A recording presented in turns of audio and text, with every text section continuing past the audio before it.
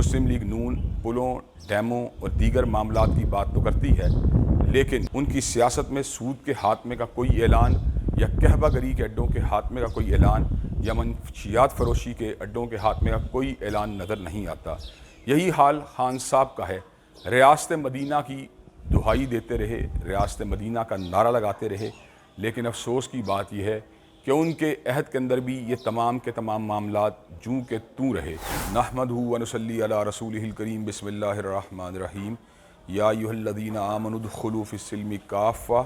ولا تتبعوا خطوات الشیطان انہ لکم عدو مبین۔ اللہ تبارک و تعالیٰ نے کلام حمید میں اس بات کو بالکل واضح فرما دیا ہے کہ ہمیں دین کے اندر پورا کا پورا داخل ہو جانا چاہیے۔ زندگی کسی ایک شعبے میں جزوی طور پہ دین کو ماننا اور باقی شعبوں میں دین کی افادیت کا انکار کرنا انتہائی ہلاکت خیز عمل ہے۔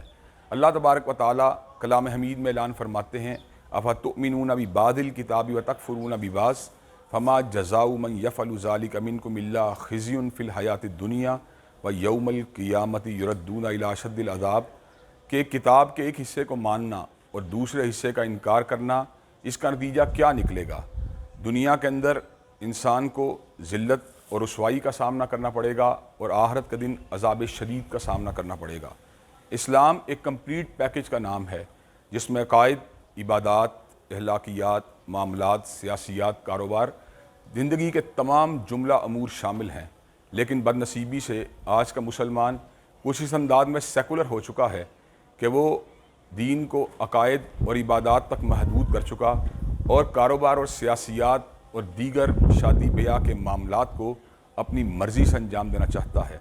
وہ یہ بات سمجھتا ہے اگر ان معاملات میں تھوڑی بہت اسلامی ٹچ دے دی جائے تو شاید ہم اپنے حصے کا حق ادا کرنے میں کامیاب ہو جائیں گے،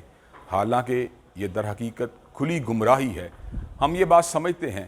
کہ اللہ تبارک و تعالیٰ نے ہمیں سیاسیات کے مقاصد اور آپ کے پیغمبر زماں حضرت محمد کریم صلی اللہ علیہ وسلم نے سیاسیات کے مقاصد اچھی طرح سمجھا دیے ہیں،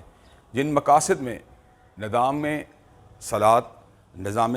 زکوٰۃ، امر بالمعروف و نہی عن المنکر شامل ہے، اور کوئی بھی شخص حقیقی معنوں میں جب تک ان امور کی انجام دہی کے لیے میدان سیاست میں نہیں اترتا، وہ صحیح معنوں میں حضرت رسول اللہ صلی اللہ علیہ وسلم کے فٹ اسٹیپس کے اوپر سیاسی معاملات کے اندر نہیں ہے۔ ہم یہ بات سمجھتے ہیں اس وقت ہماری سیاست جو ہے کچھ اس انداز کی ہو چکی ہے کہ ہم نعرے بازی، ایک دوسرے کو سب و شتم کرنا، ایک دوسرے کو نیچا دکھانا، ایک دوسرے کے اوپر مختلف طرح کے الزامات لگانا اور غیر اخلاقی اعتبار سے دوسروں کی تضحیق کرنے ہی کو سیاست سمجھتے ہیں، حالانکہ یہ سیاست نہیں بلکہ اخلاقی گراوٹ کی انتہا ہے۔ ہم یہ بات سمجھتے ہیں کہ وطن عزیز میں ایک عرصے سے سودی لین دین بھی جاری ہے، قحبہ گری کا کاروبار بھی جاری ہے، اور مختلف مقامات کے اوپر منشیات فروشی کا معاملہ بھی اپنے پورے زور و شور سے نظر آتا ہے۔ ان امور کے خاتمے کے بغیر صحیح معنوں میں ہم اپنے آپ کو سیاسی اعتبار سے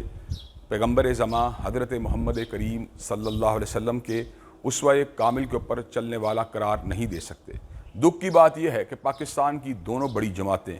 پاکستان مسلم لیگ نون اور تحریک انصاف، ان کے اس حوالے سے معاملات کے اندر بڑی واضح طور پہ کمزوری نظر آتی ہے۔ مسلم لیگ نون پلوں، ڈیموں اور دیگر معاملات کی بات تو کرتی ہے، لیکن ان کی سیاست میں سود کے خاتمے کا کوئی اعلان یا قحبہ گری کے اڈوں کے خاتمے کا کوئی اعلان یا منشیات فروشی کے اڈوں کے خاتمے کا کوئی اعلان نظر نہیں آتا۔ یہی حال خان صاحب کا ہے۔ ریاست مدینہ کی دہائی دیتے رہے، ریاست مدینہ کا نعرہ لگاتے رہے، لیکن افسوس کی بات یہ ہے کہ ان کے عہد کے اندر بھی یہ تمام کے تمام معاملات جوں کے توں رہے۔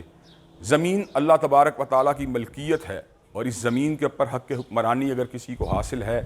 تو اللہ تبارک و تعالیٰ کے قوانین کے نافذ کرنے والوں ہی کو حاصل ہے۔ ہم یہ بات سمجھتے ہیں پاکستان کا دستور اللہ تبارک و تعالیٰ کے فضل و کرم سے کتاب و سنت کی عملداری کی ضمانت دیتا ہے، اور پاکستان کے دستور اور آئین کے اندر اللہ تبارک و تعالیٰ ہی کو حاکم مطلق تسلیم کیا گیا ہے۔ چنانچہ پاکستان کی مذہبی جماعتوں کو اس حوالے سے اپنی ذمہ داریوں کو بھرپور انداز میں نبھانا چاہیے۔ اپنی تبلیغ کا دائرہ کار فقط عقائد اور اعمال صالحہ کی اصلاح تک نہیں رکھنا چاہیے، بلکہ کاروباری امور اور سیاسی امور کے اندر نظر آنے والی خامیوں کو بھی بھرپور انداز سے بے نقاب کرنا چاہیے، اور اس حوالے سے فقط اپنے ہی مسلک کی ترجمانی نہیں کرنی چاہیے بلکہ ملک کی تمام مذہبی جماعتوں کو ایک پیج کے اوپر لا کر دینی جماعتوں کے ووٹ کو مجتمع کر کے اللہ تبارک و تعالیٰ کی حاکمیت کی دستوری اور پرامن انداز کے اندر منصوبہ بندی کرنی چاہیے۔ انشاءاللہ اللہ تبارک و تعالیٰ کے فضل و کرم سے آنے والے ایام اور آنے والے ماہ و سال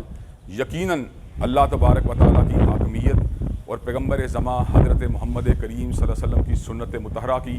بالادستی والے سال ثابت ہوں گے،